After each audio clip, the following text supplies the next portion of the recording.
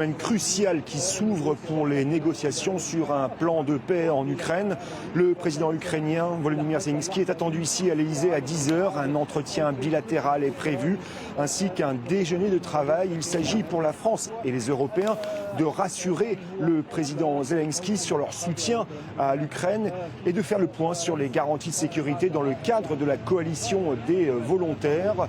Cette rencontre s'ouvre alors que s'accélèrent les négociations pour un éventuel accord de paix et plusieurs rencontres sont prévues alors que le flou demeure sur la position américaine. Les Européens entendent donc donner des gages au président Zelensky pour peser dans ces négociations et tenir ferme sur les lignes rouges ukrainiennes face aux atermoiements de l'administration américaine et des surprises potentielles.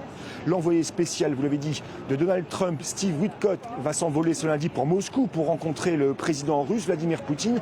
Et c'est lui qui avait, de concert avec la Russie, concocté ce plan en 28 points très favorable à la Russie, un plan qui avait été présenté à Genève la semaine dernière. Les Européens avaient alors en quelque sorte coaché les Ukrainiens pour obtenir une nouvelle version dont on ne connaît pas la totalité du texte, mais qui a été expurgée des points les plus sensibles. Et c'est cette version qui aujourd'hui est sur la table en Floride pour les pourparlers entre Américains et Ukrainiens. Le tout nouveau négociateur ukrainien Roustam Oussemov, après le limogeage numéro 2 de la présidence ukrainienne Andrei Yermak, soupçonné de corruption, s'est entretenu avec Marco Rubio, le secrétaire général américain, sur la base de ce plan de 19 points. Des avancées ont été obtenues, comme la limitation de l'armée ukrainienne. Elle devrait rester à 800 000 soldats, ou la question de l'impunité de l'amnistie sur les crimes de guerre, ainsi que la question de la captation des avoirs russes. Le terme de l'OTAN, lui, a disparu, car dans les garanties de sécurité que propose Paris, il y a le déploiement en deuxième rideau